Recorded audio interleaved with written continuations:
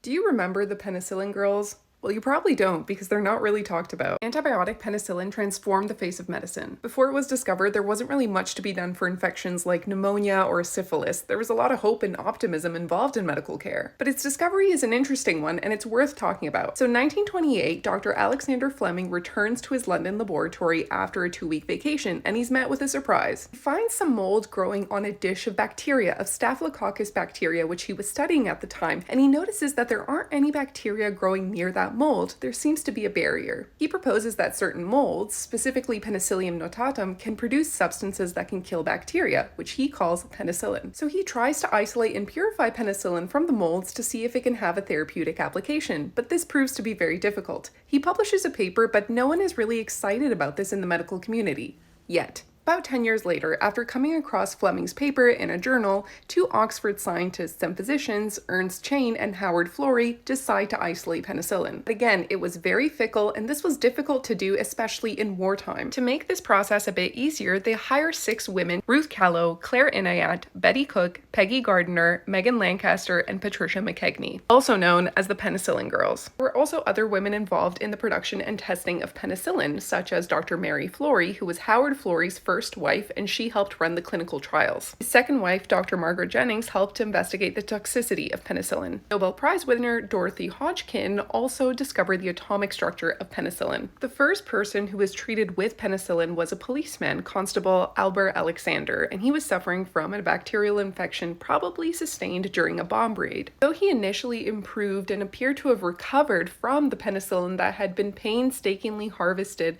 the infection returned, and this time around there wasn't enough penicillin to treat him, so he ended up passing away. And this story really highlights the challenges that this team had with the supply and isolation of penicillin. With respect to scaling up and increasing production and getting this out to the public, it was the US drug companies like Merck and Pfizer that had the capacity and resources to do so. Penicillin ultimately became available to the public by the end of the Second World War and has saved millions of lives since then. But the story of penicillin's discovery and development is not a simple and straightforward one. It's messy, complicated, riddled with failures. Penicillin was not only made possible by the scientists who received the Nobel Prize, but by participants who participated in trial, as well as the women scientists like the Penicillin Girls.